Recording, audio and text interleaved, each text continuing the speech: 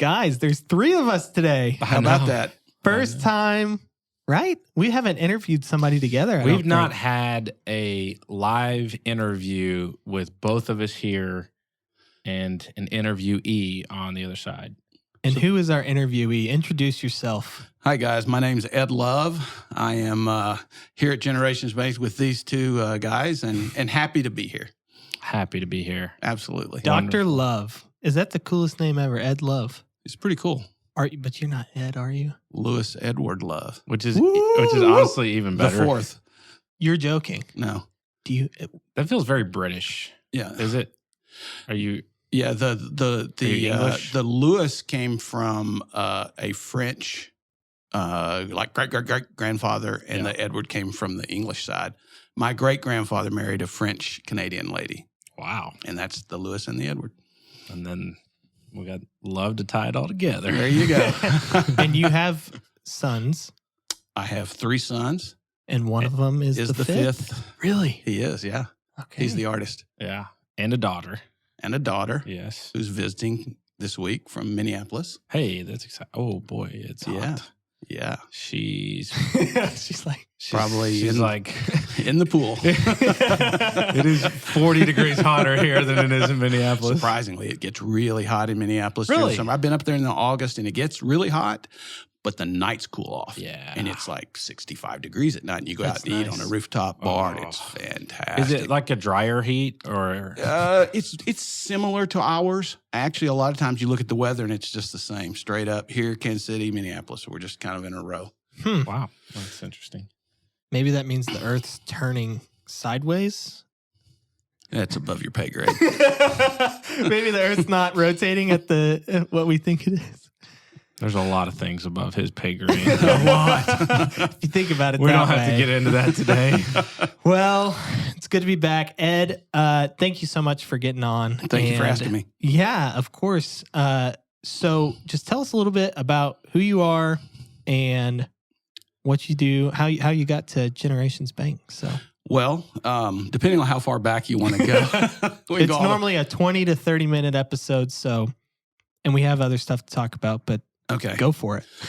Well, a good education here at the University of Arkansas in finance led me to several finance-related jobs in different industries. And that was mostly in Dallas. And then my wife and I moved back and wanted to be closer to home and found a job in a bank. And I've been banking now for the last 20-plus years. Good deal. So an expert. An expert. I didn't want to use that word, but yeah. And where are you from? Grew up in Little Rock. Little Rock, yeah. 501. Yeah. Yes. Yeah. Yes. Did they have phones back then when you were growing up? You had to crank them. The only difference between he and D-Mac is that he doesn't have 501 tattooed on his bicep. Ed's got some. It might be somewhere else, though. But it's not on his bicep. So, well, and the speed and talent. Yeah. Don't forget that. Well, the stride. Yeah, we could get into that later. Yeah. But there's a reason you went into banking, right? Yes. Yeah. Yeah, the Cowboys were not calling my name. Well, that's all right. They hung up every time I called them. You called the main line. Well, we may put in a good word. I mean, I'm sure everyone's looking for Zeke's gone for a 64-year-old running back or exactly who's cornerback. Hey, running backs are replaceable, and that's right. You never know when you need another. So good deal. So Ed, so today obviously we're gonna kind of talk about spending habits and yes, how money is perceived and both understood, perceived, and talked about throughout the different generations. So which generation are you a part of? I am a baby boomer. Okay. So perfect. Yeah. Because I've got some baby boomer trivia. Wow. You're on Johnny on the spot, aren't you? How about that? That's good. I took a guess based off your birth date and pulled up some baby boomer trivia. So you want to go through this? Max, I'll give you the opportunity to answer as well. Some of these I think you can get. Ed is really good at, he's kind of like a living and breathing Snapple lid. They've got those fun facts on the bottom of it. Yeah. Wow. You're like a Snapple lid. When's the last time you had Snapple? It's been a while, actually. I'm sure. I mean, it's obviously assume it's still around. I think Dr. Pepper owns them. By the way, Yes, correct. Yes. That's right. Yes. Look at me. 7-Up. Wow. Snapple Dr. Pepper, myself. Snapple. Okay. Mr. Snapple, are you ready for this? Let's go. Kind of a layup. Okay. What was the most iconic music festival of the 1960s? I did not attend, but it had to be Woodstock. I was only 10 years old. Yeah, that probably would have been Woodstock. frowned upon. I did work with a 1969. man who went. Really? Yeah, he was the head of finance at oil and gas company, and he doesn't remember a lot of the 4 days he was there. What made it so famous, prestigious? I think it's just how many people showed up. Ton of people. I think, again, I was 10 years old, but the like 400,000 people showed up, and I think they were expecting 50,000. Yeah. And they had some iconic bands too. Right. Yeah. Okay. Way to go. Here, we're going to let Max try to answer first because you're probably going to know all these. So are you ready, Max? No. What singer sang "These Boots Are Made for Walking"? Oh gosh. The cat from Shrek. Puss in Boots? Yeah. Okay. No, I really don't know. Do you? Nancy Sinatra. Very good. Is this Her the Frank- wife of Frank? daughter. Daughter. He nailed it. That's One- right here in the notes. One-hit wonder. That's incredible. She had a huge hit. That's it. Yeah. That shows. Nice job. That was very good. That was easy. Okay. Nancy Sinatra, Puss in Boots. Close. It was remade by Puss in Boots in. He brought it back. He brought it back. Okay. Yeah. I don't even know what this is. Okay. Fill in the blank. Plop, plop, fizz, fizz. Snap. Oh. Snap. What a relief it is. Did It's you know that? Alka-Seltzer. It's an Alka-Seltzer. Yeah, Alka-Seltzer. Jingle? Okay. Yeah. Yeah. I don't think they still use that, do they? I don't see too many Alka-Seltzer ads. No. No. I don't think we're watching those channels. Yeah. It's like National Geographic or But Ed is 3 for 3. so- History Channel. Yeah. Okay. I don't know how you're going to get this because I Let's have. hear- Okay. What company was best known for its Salisbury steak TV dinners? Oh. Stofers. Pretty close. Swanson? Swanson. I don't know. What is I don't know Swanson. The TV dinner guys. I guess that's why I don't know. Boom. Eating a dinner from a metal tray set on a TV tray in front of the TV was an exciting treat. Sorry. That was a thing back in the day for Wow. a while. Everybody had TV trays, Yeah. and you sit there at your chair and watch TV. And Did you eat TV dinners or was it just mainly like a thing your dad did? we had a few. Yeah. It wasn't a main. I think it was one of those like, mom's tired and Yeah. we're having TV dinners. Understood. Yeah.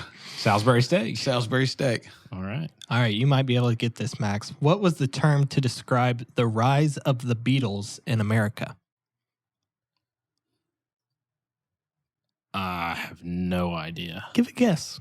Make The something up. rise of the Beatles. In America, the Beatles, the band. Yeah. I genuinely have no idea. And Ed? It's either Beatlemania or the British invasion. Beatlemania was the one provided. There you go. I would have accepted Beetlejuice? either. It's The Beatles' first televised performance in the U.S. was on The Ed Sullivan Show on February 9th, 1964. 34% of Americans tuned in. wow, That's a lot of that's a big deal. Americans. that's huge. yeah. That is You remember huge. the Ed Sullivan Show? I do remember the Ed Sullivan Show. Not the namesake, obviously. No But relation. no Nearly relation. your show. No relation to that, Ed. Okay, what was Elvis's favorite sandwich? Peanut butter and bananas. Okay, I knew that one. Did you actually? I didn't know that. Let him answer. Hey, You probably knew that because there was a new movie on him and Austin Butler. No, I don't. I think it's in the movie, but it's not like talked about. Okay. I don't know. You ever been to Graceland? Have you been to Graceland? I have not. I've wanted to go. It's honestly, it's incredible. Yeah, it definitely kind of a blast from the past, but It's full 70s Elvis, right? oh yeah, That's what I hear.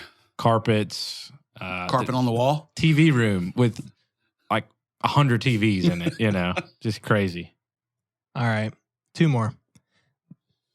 Fill in the next line of this song lyric. Okay. There's a lady who's sure all that glitters is gold. And she's buying a stairway to heaven. Who sang it? Led Zeppelin. Yeah. I knew that one. You have to know I'm that looking one. at it, but I've got the answers, but I knew which one it was. if I went knew like that, I could have known. Yeah. Yeah. And lastly, we'll throw this one to Max first. Okay. Who played the first James Bond?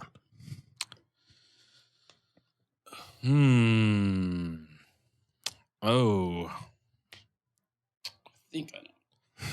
I don't know. You got Daniel Craig, obviously, who did not play the first James Bond.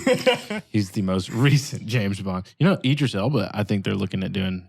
That's what I for hear. The new one. He's the new guy. That'd be great. But I'm Shot clock. Yeah. Shot thanks. clock. Yeah. Buzz. Is it Sean Connery?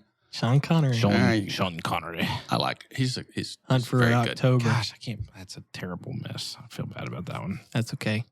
Yeah. I don't think Ed missed one. Good. No, I didn't get Swanson. Oh, yeah, you didn't get No Swanson. Salisbury steak for me. Nope. That's right. Thanks for playing. Thank you. What's my prize? Salisbury steak. For getting an A-. There you go.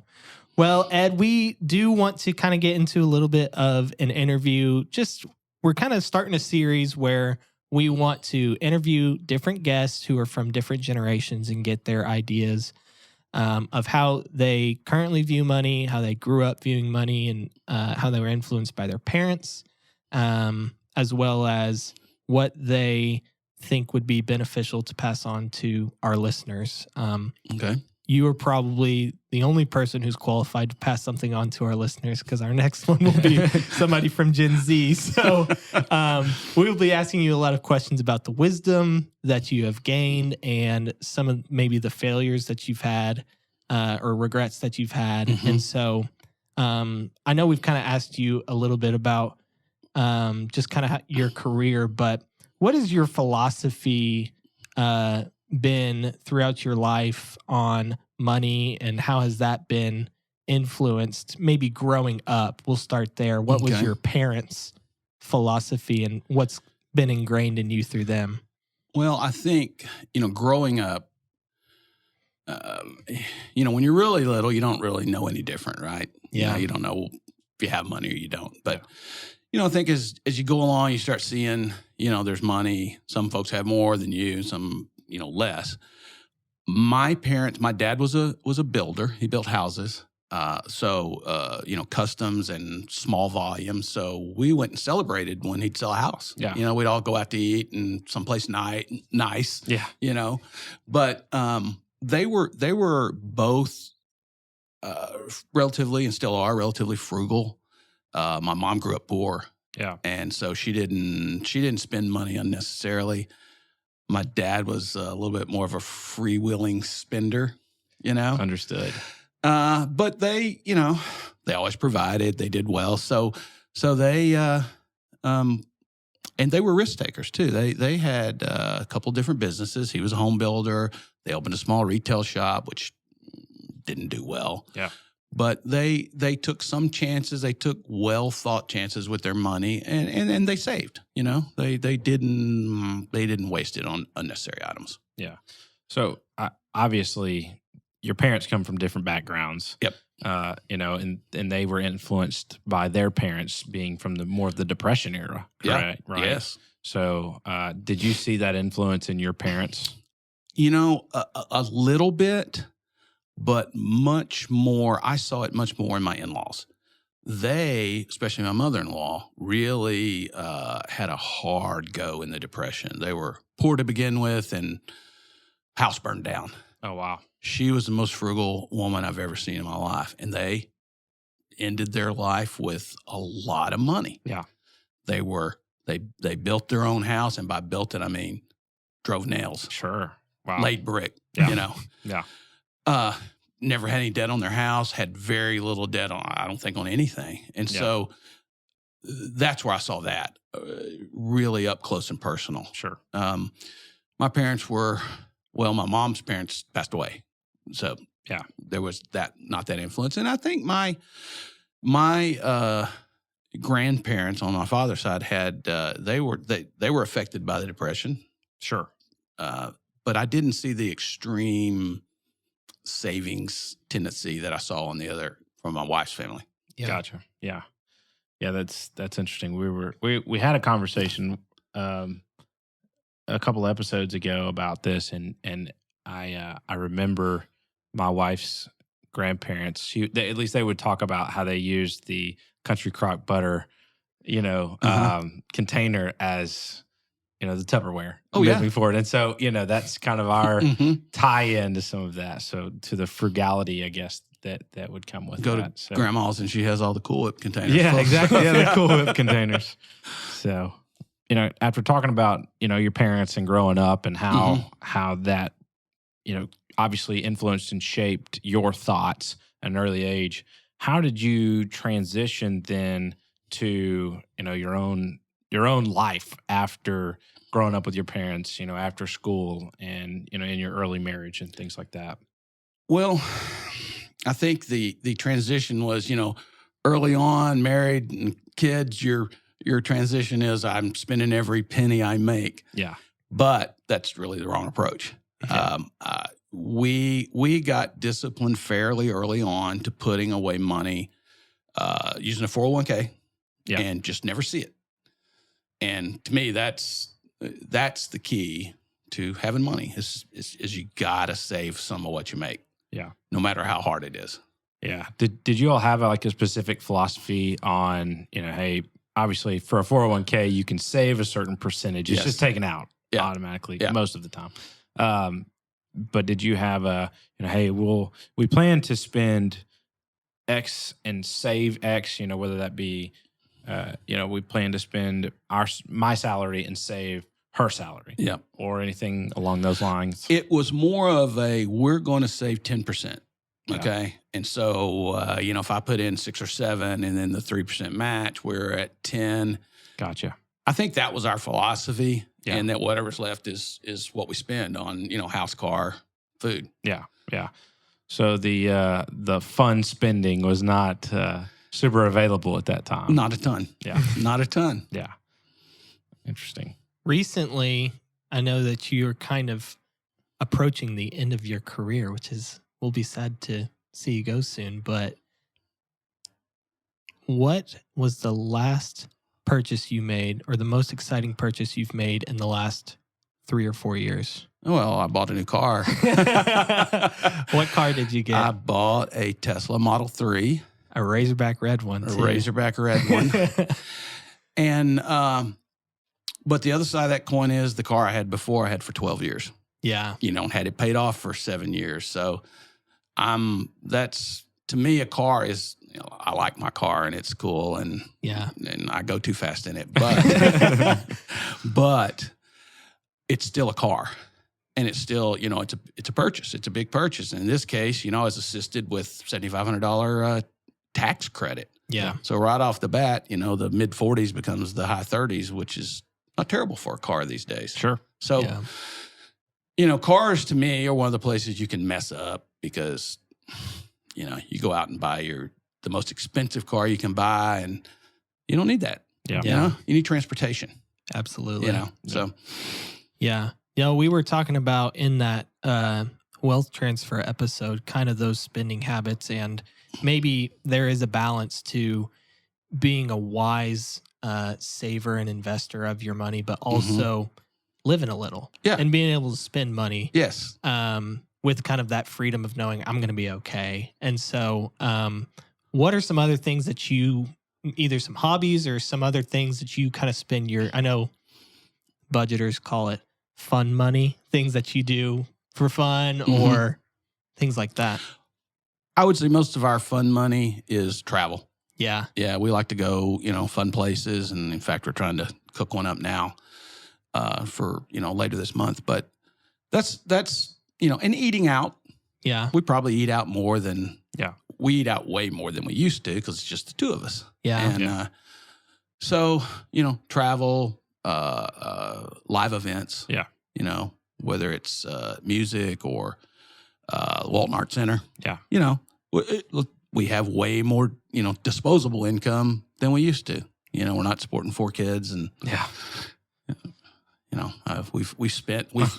we have a house, we have cars, we have the big things out of the way. So, and debt's been paid down on a lot of those things to a degree. Gone primarily, except for the house. So yes. So another question I've got is, so as you obviously have transitioned in your life from young to old, is that what you're trying to say? Well, progressed as you have aged like fine wine. Exactly.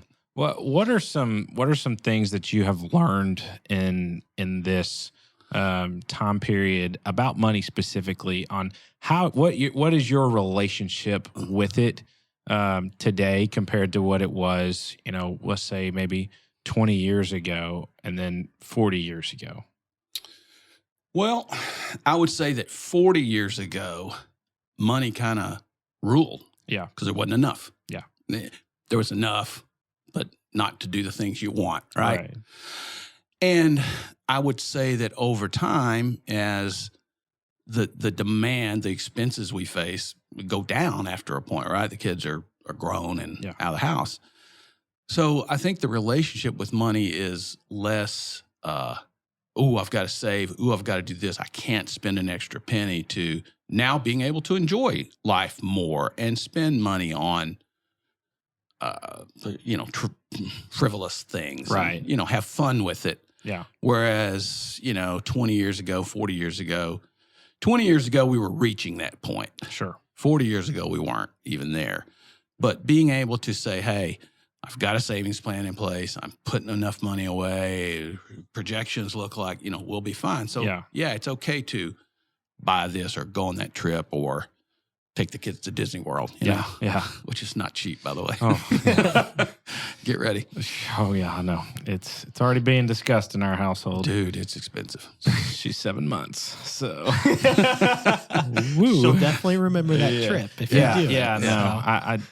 She's got to be tall enough to ride the rides. That's kind of my deal. But so also, as you look back, are there things that you regret from a spending saving standpoint? Regret not saving more, regret not spending, maybe when you had it, or things like that.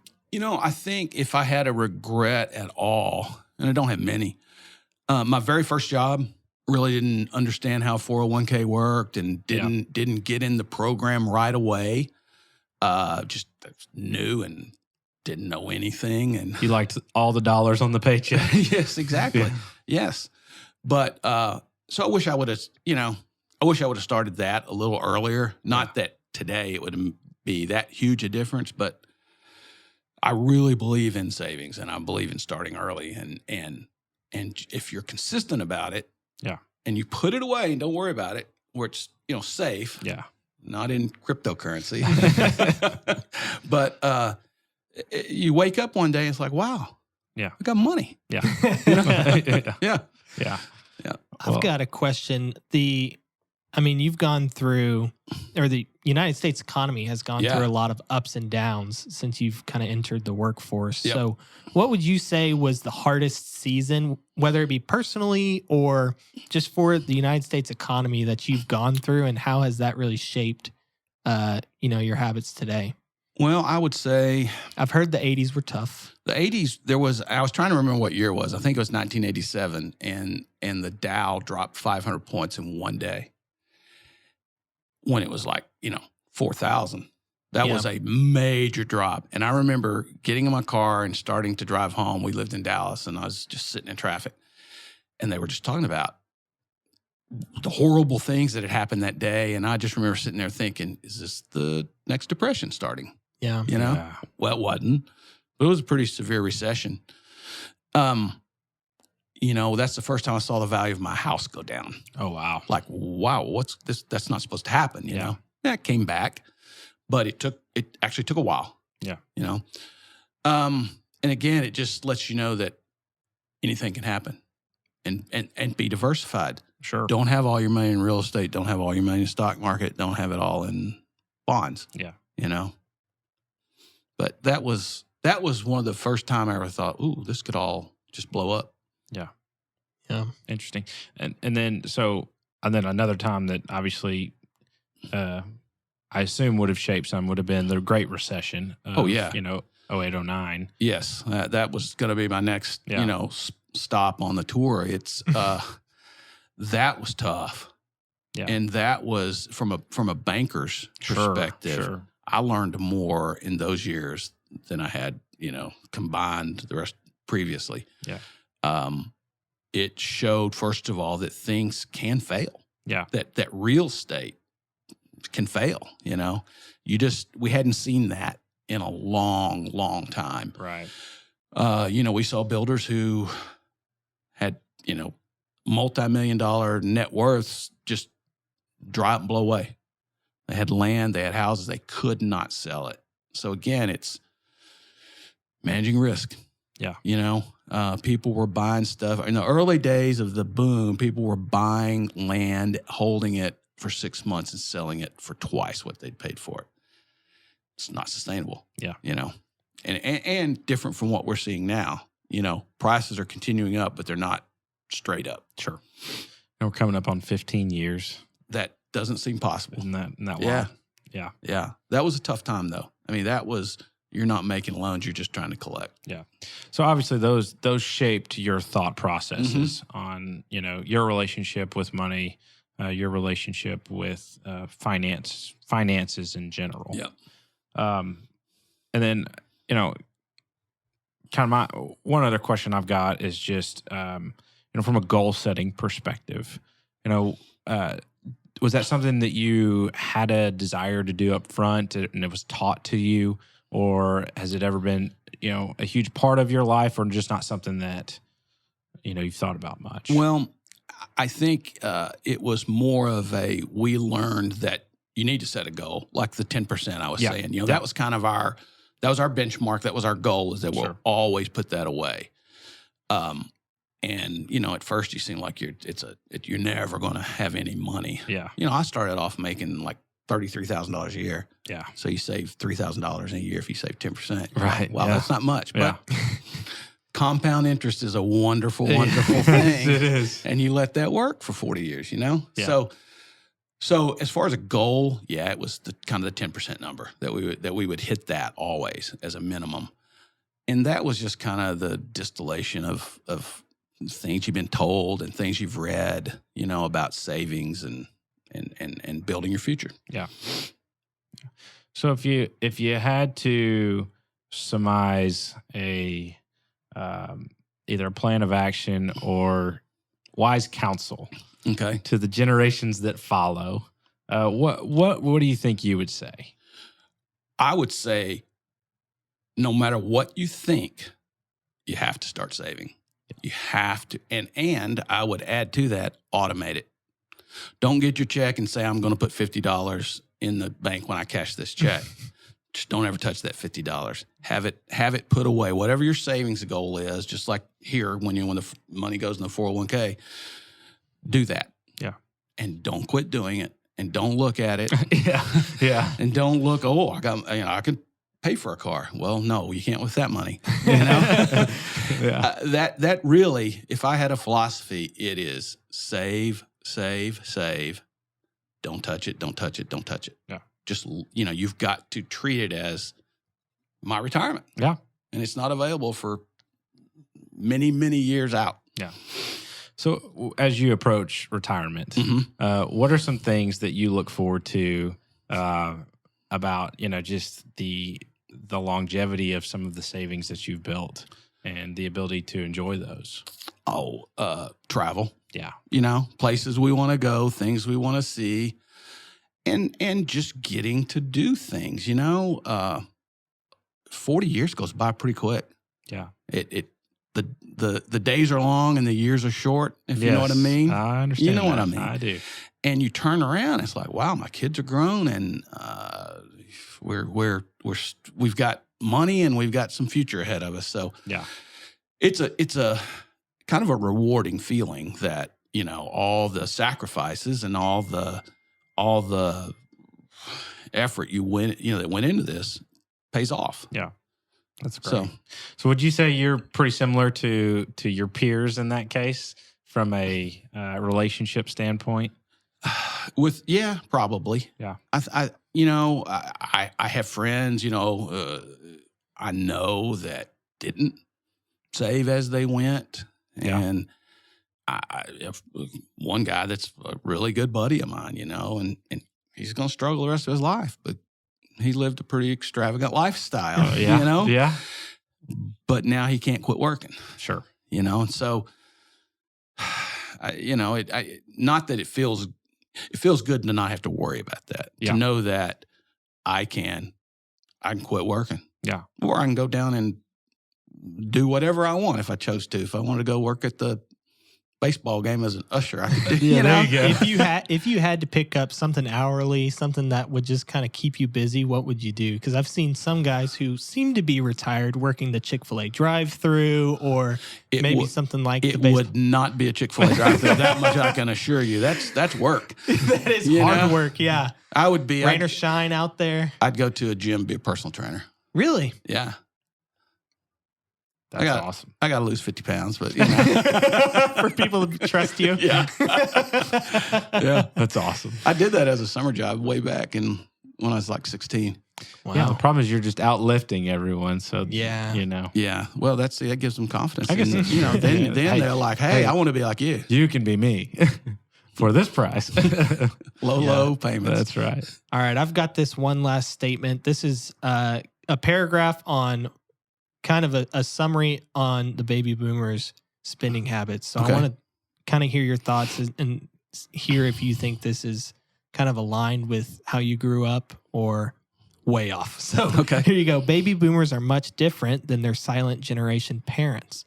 Boomers, motivated mainly by prestige and work accomplishments, are more materialistic than the traditionalists or silent generation, often as a quiet rebellion against the frugality they experienced growing up. This generation eagerly adapted to credit spending and traditionally spent more than the previous generation on housing and retail purchases. That's it. That's fairly accurate, I think. I think there was a lot of, a lot of the early boomers, their parents were the Depression generation. Right.